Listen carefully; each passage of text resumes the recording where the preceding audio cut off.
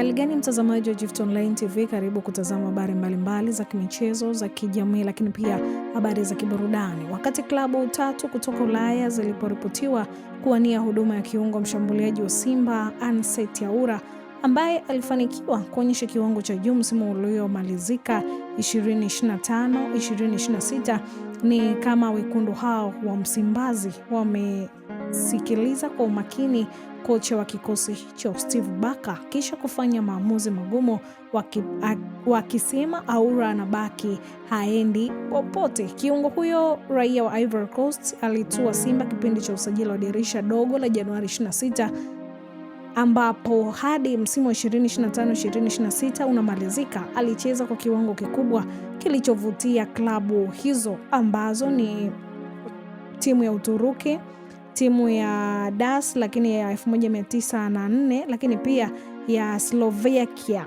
ikimtaka kocha huyo kumwachia Aura. Lakini wakati tukiwa na taarifa hizo, Barker ameonyesha wazi kuwa Aura ni sehemu ya mipango yake kuelekea msimu ujao, akiamini bado ana uwezo mkubwa wa kusaidia timu hiyo baada ya kuzoea soka la Tanzania. Hoja hiyo Barker imeibua kiongozi mmoja wa Simba aliyezungumza na Gift Online TV kwamba wanaelekea kushinda vita ya kumbakisha Aura ambaye Uturuki wanamtaka.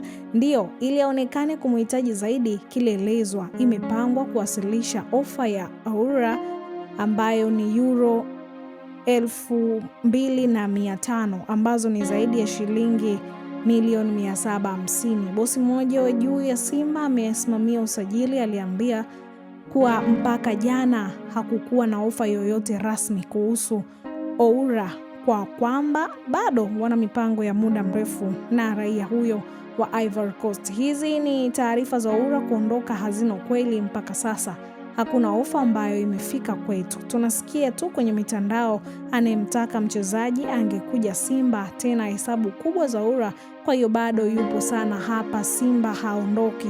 Hayo ni maneno yaliyosemwa na bosi mmoja kutoka timu ya Simba. Lakini Aura mwenye miaka 26 alijiunga na Simba akitokea IF kwa mkataba wa miaka 2, na tangu kutua Msimbazi amekuwa miongoni mwa wachezaji muhimu katika mafanikio ya timu hiyo kwa msimu huu.